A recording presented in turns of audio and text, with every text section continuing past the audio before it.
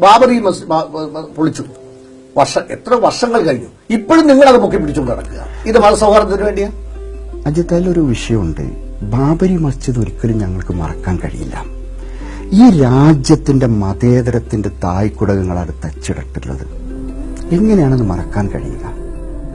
കാരണം നമ്മുടെ രാജ്യത്ത് നിലനിൽക്കുന്ന എല്ലാറ്റിനെയും, സുപ്രീം കോടതിയെയും നിയമവാഴ്ചയെയും പ്രധാനമന്ത്രി നൽകിയിട്ടുള്ള ഉറപ്പിനെയും മുഴുവൻ കാറ്റിൽ പറത്തിക്കൊണ്ട് പരസ്യമായിക്കൊണ്ട് ബാബരി മസ്ജിദ് തച്ച് തകർത്തിട്ടപ്പോൾ ഈ രാജ്യം ചെയ്യേണ്ടത് ആ ബാബരി മസ്ജിദ് പുനർനിർമ്മിച്ചുകൊണ്ട് നീതി നടപ്പാക്കുകയാണ്.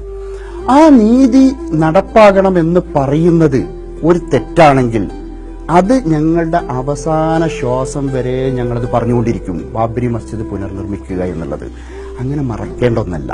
നമ്മുടെ ഈ ഒരു പൂങ്കാവനത്തിൽ ഒരു വിഷവിത്ത് വന്നിട്ട് എല്ലാം നശിപ്പിക്കുന്ന അവസ്ഥയെ നമ്മൾ ഒരുമിച്ച് നിന്നല്ലേ പ്രതിരോധിക്കേണ്ടത്? അത് ഈ രാജ്യത്തെ പൗരസമൂഹത്തിന്റെ മതേതര ബോധത്തിന്റെ ഒരു കടമയല്ലേ? അതുകൊണ്ട് ബാബരി മസ്ജിദിന്റെ പുനർനിർമ്മാണം എന്ന് പറയുന്നത് ഇന്ത്യയുടെ ആവശ്യമായിട്ട് വരണമെന്നാണ്